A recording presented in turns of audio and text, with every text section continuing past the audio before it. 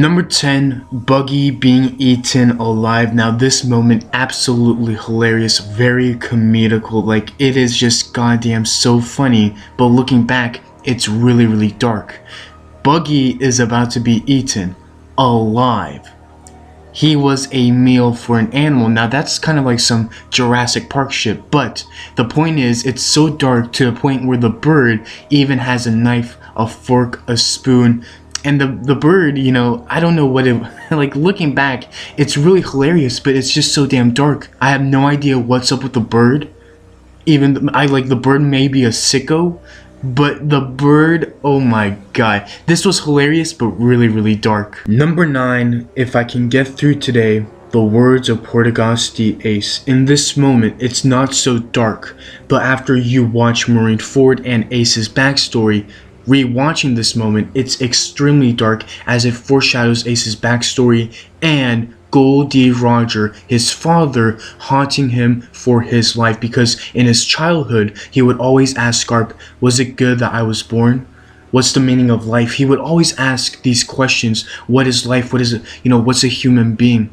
Ace's character didn't understand life, and he was being haunted by his father. Because of his father's actions, he was looked upon. He was a demon, he was a devil. So therefore, Ace, if I can get through today, then it wouldn't matter to live 1,000 years. This is extremely dark because it foreshadows his backstory, his childhood, Ace's character in and itself. Gol D. Roger showing no mercy. In early One Piece episodes, Luffy meets up with somebody who owns a bar in Logtown, and that person has met with Gol D. Roger. And the individual was telling stories about Gol D. Roger, but in this case, Gol D. Roger, these stories were extremely dark. That Gol D. Roger killed giants, he killed his enemies, he showed no mercy. And I think that's very spooky, that's very dark, because in later episodes we learn that Gol D. Roger is a man that shows no mercy. You mess with his crew, he will destroy ships,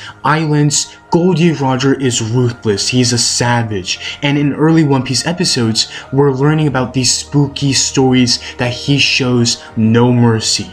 Number 7, Trafalgar Law and X-Drake's conversation. This is very dark. I don't know about you, because when I first saw this, I was like, holy shit, what did Oda just do? This is dark.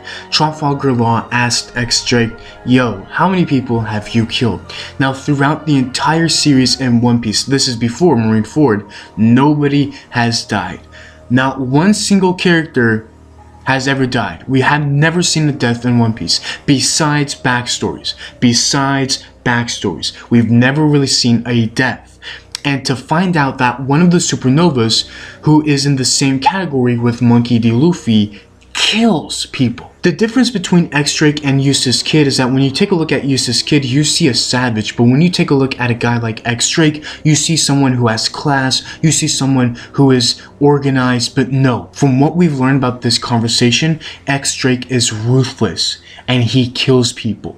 Just this dialogue alone was very dark in Shambundi. Number 6, Gekko Moria's story with Kaido. Now, it's dark, but it's short. Basically, Gekko Moria talks about Kaido and how Kaido is a living nightmare and how Kaido destroyed his dreams, killing off his own crew, just ruining every chance that Gekko Moria has of becoming a pirate or becoming who he was once again, because from what we've seen in Thriller Bark, that man is fucked up in the head, physically, mentally, like he is just done. He is ruined. Kaido ruined Gekko Moria. So it's a dark but short story. This moment, we all saw it with our own eyes. We've read it, we've watched it.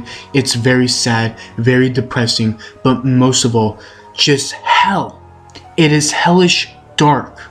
Like Satan himself was all over in this moment, in this backstory, and it really grabs you in the heart, and it just says, like, what the fuck, why, like, oh my goodness. Now, I'm not going to go into full details. Law's backstory, depressing as hell, but through all the backstories we've seen in One Piece, this is by far the most darkest. Just dark hell, Satan himself in this moment, in this backstory. Number 4, Hatchin being shot. Now, we've all saw this moment, so why is it in this list?